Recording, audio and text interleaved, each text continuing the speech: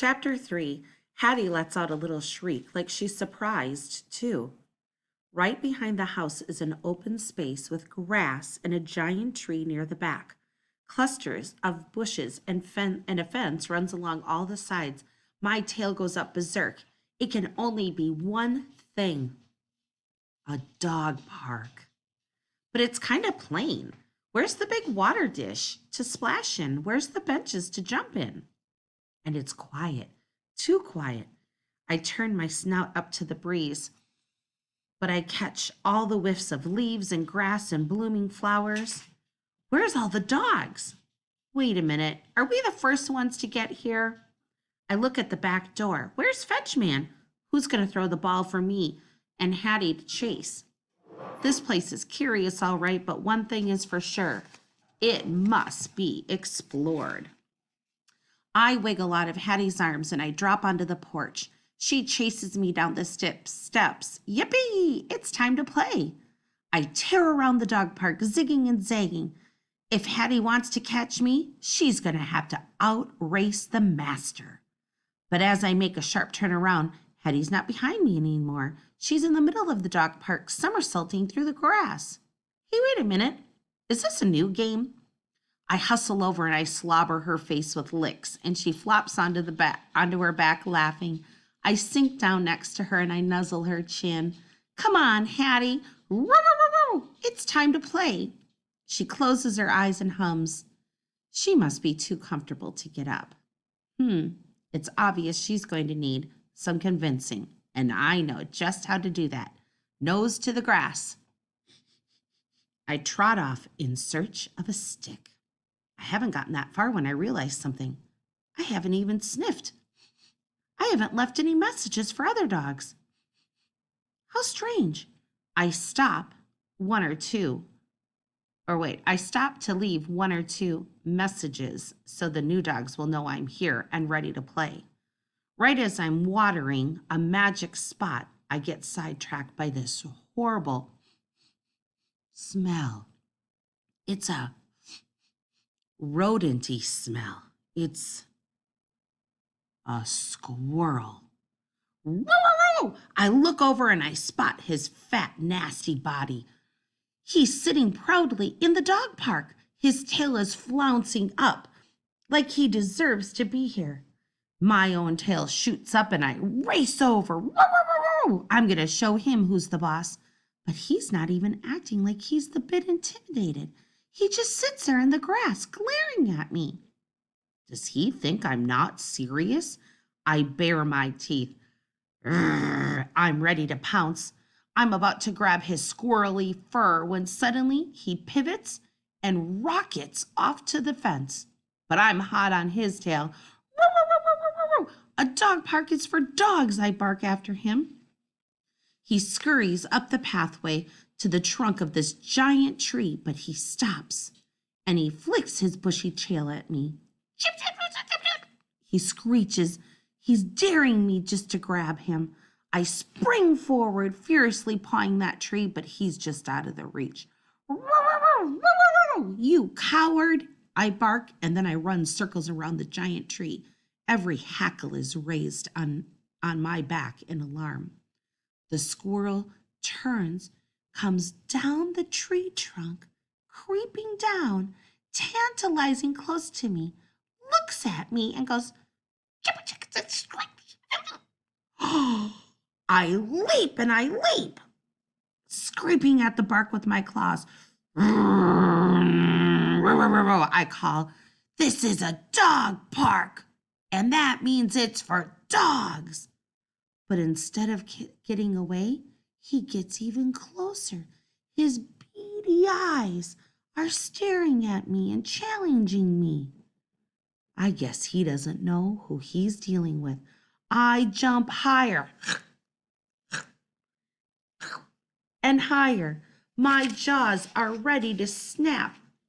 And finally, he gets the message and he scampers away.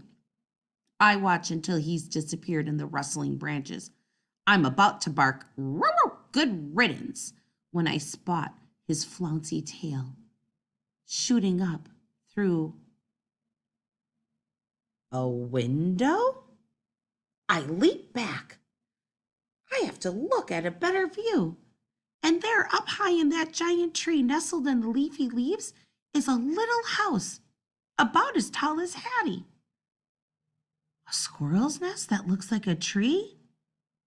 Whoa. These squirrels around here are even more evil than I thought. Ooh, well, at least that nasty squirrel's up in that tree where it belongs. I do one more snarl. You just wait till next time, you pest. Whew, that was a lot of hard work. I turned to get Hattie, but she's already overhead. Whoopee! I know what that means. I could tell by the look in her eyes. She's ready to play. I snatched the nearest stick and I galloped straight towards her. But at the last second, she darts out of the way. Ha ha ha! The chase is on. I'm speeding along near the side of the fence when all of a sudden I hear a sound and I stop. It's clink, jingle, jangle. Hooray! More dogs are coming! And I peer through the fence slats. I can hardly believe what I see. It's 2 dogs. In another dog park? 2 dog parks? Side by side? And they must notice me too, because the golden retriever stops chasing her tail and lopes over to me, and the other dog does too. Their noses sniff wildly. They examine me as best as they can through the fence. The smaller one is mostly white like me with some black patches. Being checked out by a couple of ladies isn't so bad after all. But after a while, the silence can be, well, humiliating. I drop the stick and I say, "Hey, this looks like an awesome dog park. How's your dog park over there? Not sure if you know this, but there's one here too." The white one opens her mouth like she wants to say something, but the golden one says something first. "A dog park," she says as if she can't believe the news. "Yeah, 2 of them, right next to each other," I said. "Isn't it funny? I don't think anyone knows about this one, though. I probably just discovered it for the first time." "Are you saying," the golden one says, do you actually think that you discovered?" "Oh, give him a chance, Goldie," the white one said in her gentle voice. And she turned to me and she said, "So, young fella, you're not from around here, are you?" "Well, actually, no. But Goldie? Did you call her Goldie? What an amazing coincidence. My short human has 2 goldfish, and one of them is named Goldie." "Excuse me," said Goldie, getting all growly. "Are you comparing me to a fish?" "No, no, no, no. I would never do that." I slink back. She's not, I slink back towards the second dog. She's not nearly as big as Goldie. "Well, of course you wouldn't do that," said the white dog through the fence. "I can smell how friendly she is. Don't mind her. By the way, I'm Patches." Oh, Patches, what a lovely, pretty name, I thought. And her voice is so lovely. But Goldie shoots a stern look at me. "Why don't you tell me about yourself, young guy?"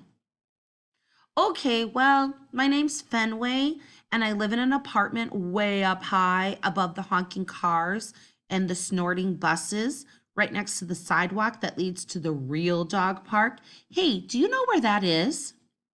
Patches looks at me like she's not heard me, and she turns her head and goes, No. "Well, it's this really cool place, and you'll just have to trust me." Goldie nudges her. "Yeah, we better listen to this guy. He sounds like he really knows what he's talking about." "Yeah, so anyway, this awesome dog park, it won't be a secret for long. Why don't you ladies come on over and check it out?" Goldie and Patches look at each other. "You really should," I said. Me and my short human, we came here to play. Why don't you come join us? It's going to be amazing. Goldie drops down and she scratches. Are you sure about that?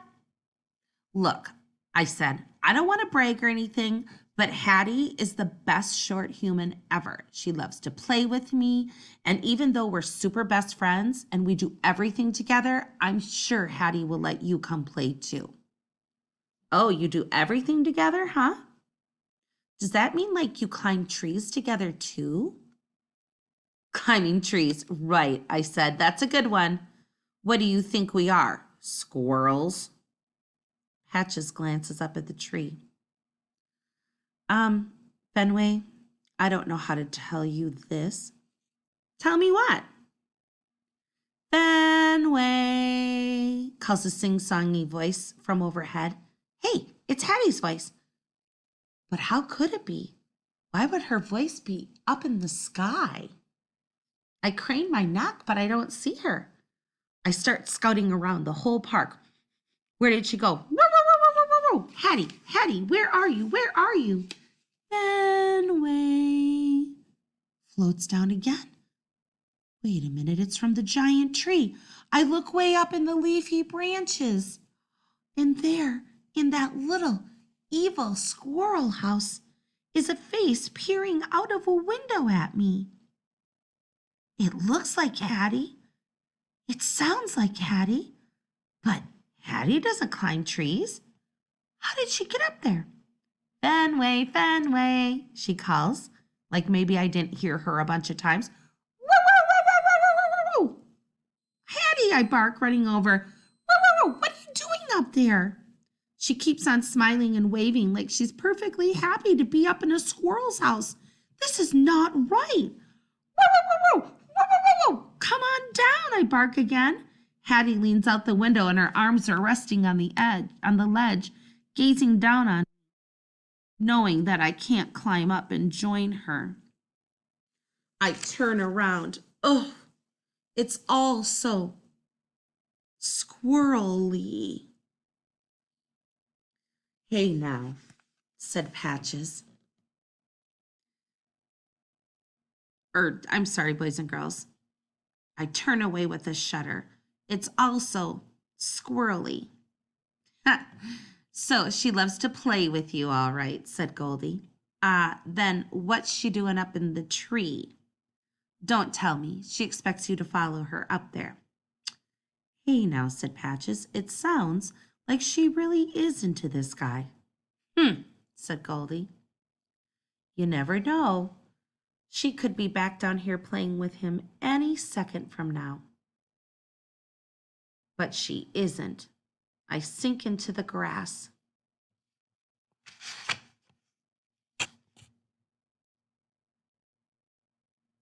Why did I even come here? Dog parks are supposed to be for playing. And Hattie, well, she's up in that giant tree. And the other dogs aren't coming in. None of this makes sense to me. And I bury my face in my paws. When are we going home?